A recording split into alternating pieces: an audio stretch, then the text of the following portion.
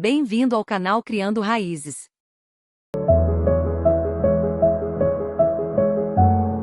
Texto e contexto. Êxodo 8, 32. Texto. As primeiras pragas. Então o Senhor disse a Moisés: Vá até Faraó e diga-lhe: Assim diz o Senhor, deixa ir o meu povo para que me sirva. Mas se recusares a deixá-los ir, então ferirei todo o teu território com rãs. O Nilo se encherá de rãs, que subirão e entrarão na tua casa, no teu quarto e sobre a tua cama, nas casas dos teus servos e no teu povo, nos teus fornos e nas tuas amassadeiras.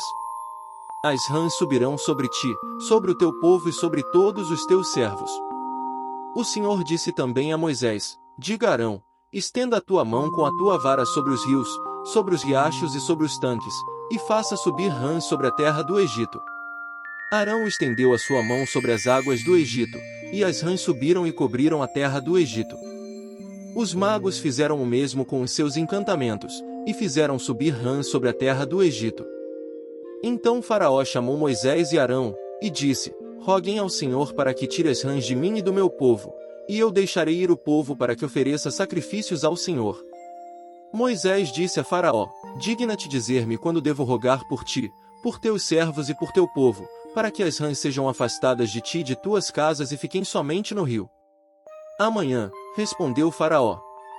Então Moisés disse: Seja conforme a tua palavra para que saibas que não há ninguém como o Senhor nosso Deus.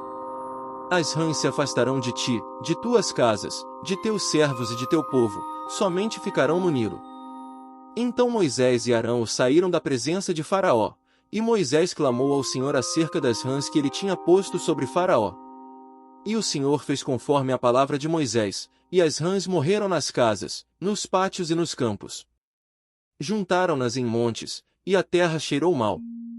Mas, ao ver Faraó que houve alívio, endureceu seu coração e não os ouviu, tal como o Senhor tinha dito. Então o Senhor disse a Moisés: Diga a Arão: Estenda a sua vara e golpeie o pó da terra para que se transforme em piolhos por toda a terra do Egito. E assim fizeram. Arão estendeu a mão com sua vara, golpeou o pó da terra, e houve piolhos em homens e animais. Todo o pó da terra se transformou em piolhos por todo o país do Egito. Os magos tentaram produzir piolhos com seus encantamentos, mas não puderam.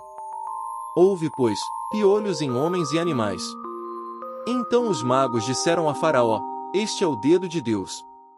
Mas o coração de Faraó se endureceu e não os ouviu, tal como o Senhor havia dito. Então o Senhor disse a Moisés: Levanta-te bem cedo e apresenta-te a Faraó quando ele sair para a água, e diz-lhe: Assim diz o Senhor: Deixa ir o meu povo para que me sirva. Porque se não deixares ir o meu povo, enviarei enxames de insetos sobre ti, sobre os teus servos, sobre o teu povo e dentro das tuas casas. As casas dos egípcios se encherão de enxames de insetos, e também o solo sobre o qual estão. Mas naquele dia separarei a terra de Gósen, onde mora o meu povo, para que lá não haja enxames de insetos, a fim de que saibas que eu, o Senhor, estou no meio da terra. Farei distinção entre o meu povo e o teu povo. Amanhã ocorrerá este sinal. E assim fez o Senhor.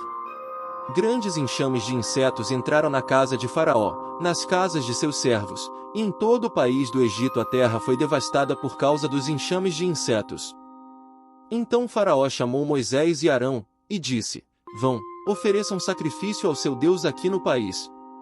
Não convém que façamos assim, respondeu Moisés, porque o que sacrificaremos ao Senhor nosso Deus é abominável para os egípcios. Se sacrificarmos o que é abominável para os egípcios diante dos seus olhos, não nos apedrejarão? Andaremos 3 dias de viagem no deserto e ofereceremos sacrifícios ao Senhor nosso Deus, conforme ele nos ordena. Faraó disse: Deixarei vocês irem para oferecer sacrifício ao Senhor seu Deus no deserto, só que não vão muito longe. Orem por mim. Moisés respondeu: Vou sair da tua presença e rogarei ao Senhor que os enxames de insetos se afastem amanhã de Faraó, de seus servos e de seu povo. Mas que Faraó não volte a enganar, não deixando o povo ir oferecer sacrifícios ao Senhor. Moisés saiu da presença de Faraó e orou ao Senhor. E o Senhor fez conforme o pedido de Moisés, e afastou os enxames de insetos de Faraó, de seus servos e de seu povo. Não ficou um só inseto.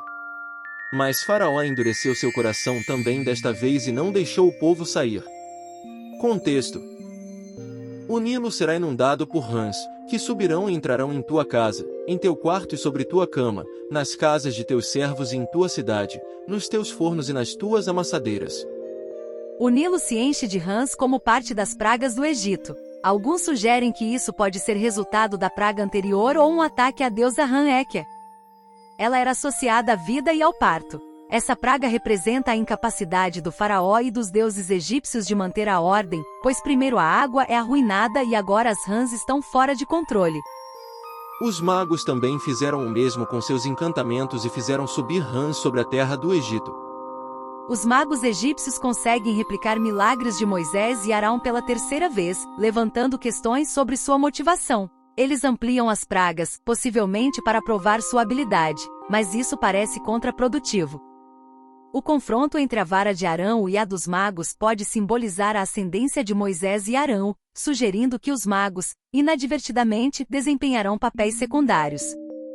Mas quando Faraó viu que havia alívio, endureceu seu coração e não os ouviu, conforme o Senhor havia dito. O endurecimento do coração de Faraó é um tema recorrente no Êxodo, mencionado várias vezes. As interpretações variam, mas algumas sugerem que a ideia pode ter raízes na crença egípcia sobre o julgamento após a morte. Enquanto uma visão relaciona o coração duro ao conceito egípcio de um coração pesado no julgamento, outra sugere que o texto bíblico pode estar oferecendo uma sátira das crenças egípcias. Ambas as interpretações têm evidências a seu favor, mas a questão permanece aberta. E assim fizeram.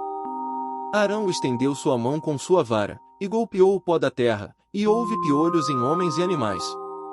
Todo o pó da terra se transformou em piolhos por todo o país do Egito. Com esta praga e a dos mosquitos, não é possível ser preciso sobre os insetos mencionados aqui. Pode-se estar falando de mosquitos picadores, mosquitos que ferroam, piolhos ou qualquer número de outros insetos. Então os magos disseram a Faraó: este é o dedo de Deus. Mas o coração de Faraó se endureceu e ele não os ouviu, conforme o Senhor havia dito. O dedo de Deus era uma metáfora poderosa e temida pelos antigos egípcios, representando uma força divina capaz de trazer bem ou mal. Esta ideia é evidenciada pelo medo do dedo de Sete e pelo elogio ao dedo de Tote. Ao atribuir esta declaração aos magos egípcios, o texto bíblico mostra sua impotência diante de uma divindade percebida como hostil. A mesma frase é usada em outro contexto para descrever as tábuas de pedra da aliança de Deus com os israelitas, destacando o poder e a habilidade divina. Se você gostou, deixe seu like, comente, compartilhe e inscreva-se no canal.